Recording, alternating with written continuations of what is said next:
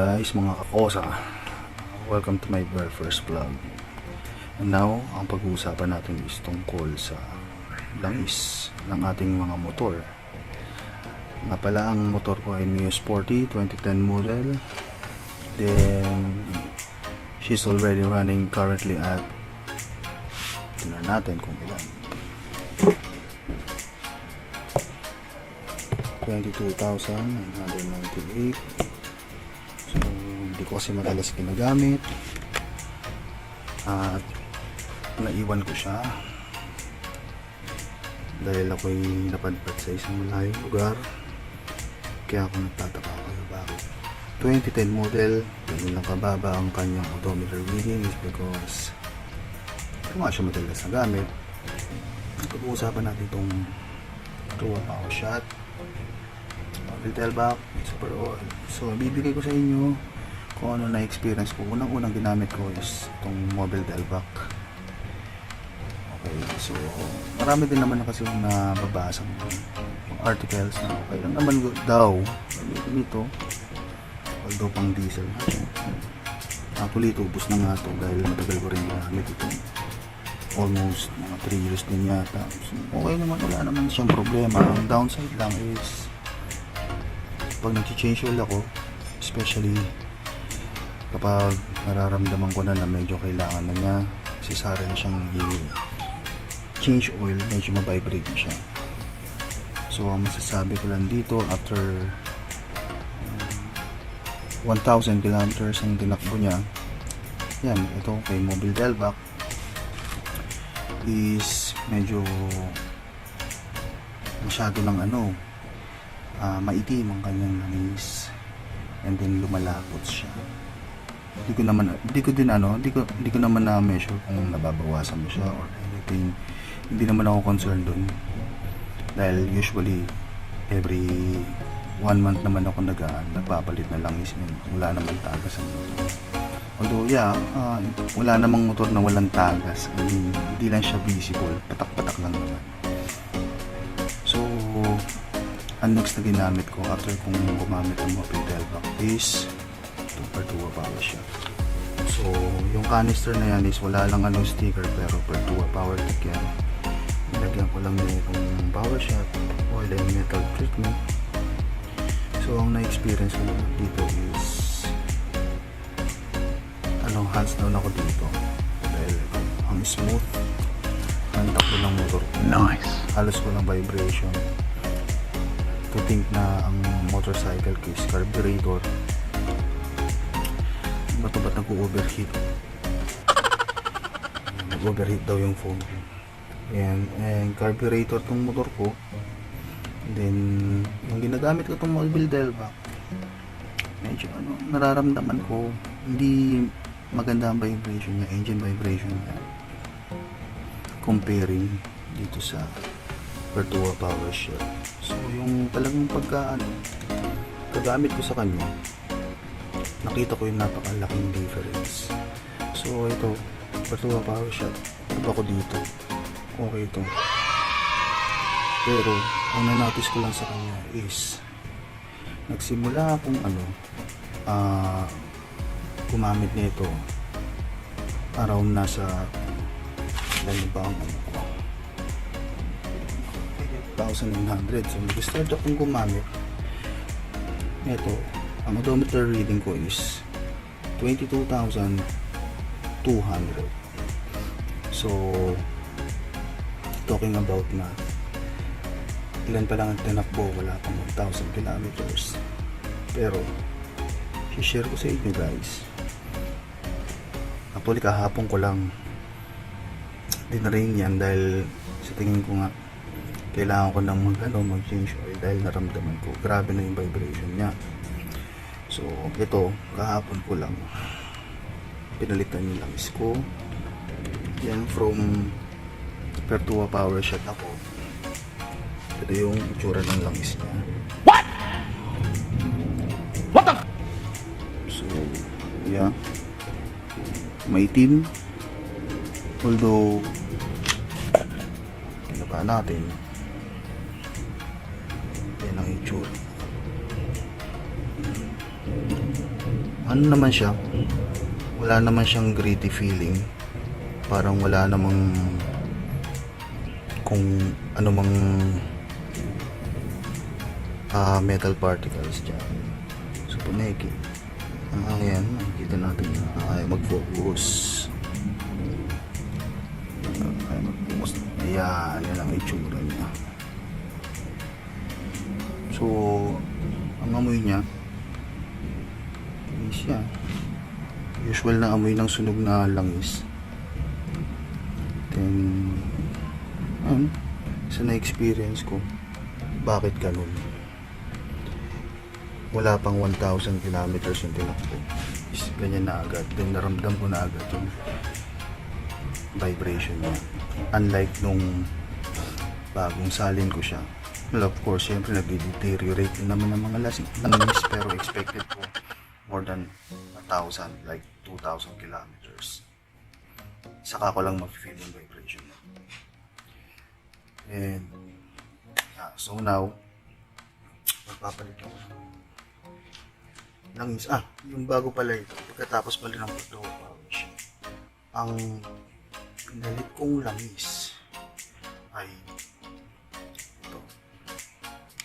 Ayan, right after kong mag-change oil from Pertua PowerTech, ito nilagay ko. Ito naman maa-advise ko, tinesting ko lang for experimental lang, since for diesel engine din naman to. At itong mobile Delvac dito medyo okay sa akin to dahil ang tagal ko din ginamit. Then nung nag-switch ako dito right after ng Pertua, grabe yung naging vibration ng motor ko. So literally 1 day lang ang interval. So nung ginamit ko to, grabe yung vibration ng motor ko. Nararamdaman ko yung aking makina ma-vibrate. Then yung tapalodo ko sa harapan nag-wiggle. And then yung footboard naman, ramdam na ramdam ko is talagang hindi naman extreme, pero talagang noticeable yung vibration niya. So now mag-change uli ako. Ayan, so nanood-nood ako kung ano magandang oil. Then I stumbled upon this. Ayan, Speed Tuner Super Oil by Mr. Mickey Maso. So ito-try ko dahil napakaraming magagandang review itong langis na ito. So try ko kung anong magiging improvement ng aking motor. So siya nga pala guys, ang motor ko is 54mm na ang black ko. Then nagkarga din ako ng konti cams, rocker arms, valve spring. Then nakapanggilid din ako na straight sun. Aking pulley set is sun. And then ang aking clutch and bell is sun.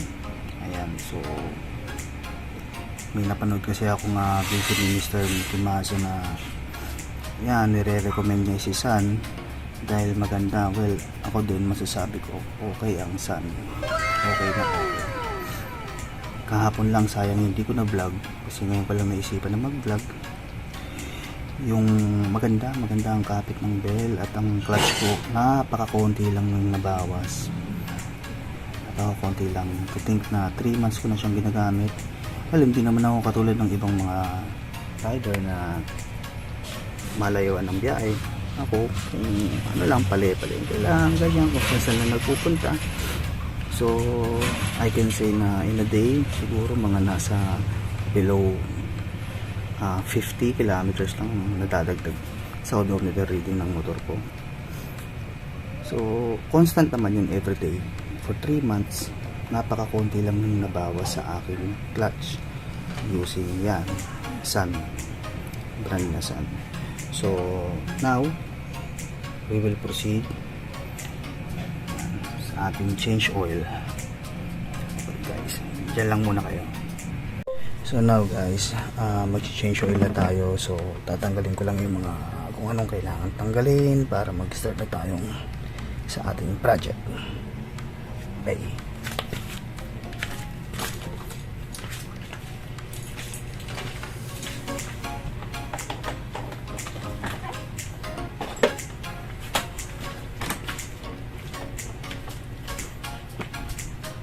Ayan, so now guys, nandito na tayo at change oil na tayo. Okay, dito na ang tools, 24mm, and then ang ating, since naka gold bolt ako, 8mm na yan, kung ano man yan. Okay, tara.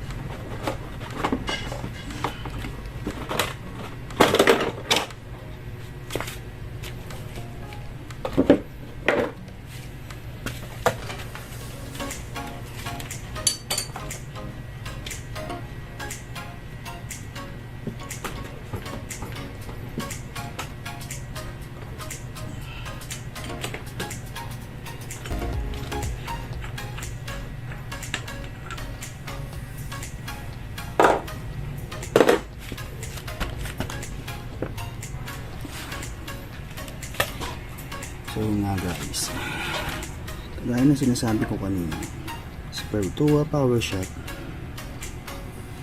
napakalinis ng loob, unlike nung si Mobile Telvac pa yung ginagamit ko. Yung wall ng ating head is madilaw, napakadilaw niya, napakadilaw talaga. So okay din sa akin yan, si Perpetua Power Shot. So dito unbiased tayo dito guys. So ano lang tayo, honest review lang. So yan, medyo kinat ko lang dahil tinawag ako ng nanay ko. So yan, as you can see guys, malinis siya.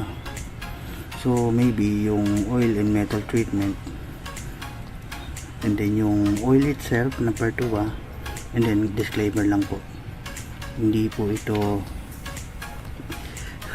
sponsored ng kahit na anong brand ng oil na yan. So dito po is, as I said, based lamang sa ating experience, and then walang kahit na anong, wala akong kahit na anong tinanggap sa mga yan. So sa akin lang, gusto ko share sa inyo ang aking experience using those oils. Okay, so disclaimer lang tayo.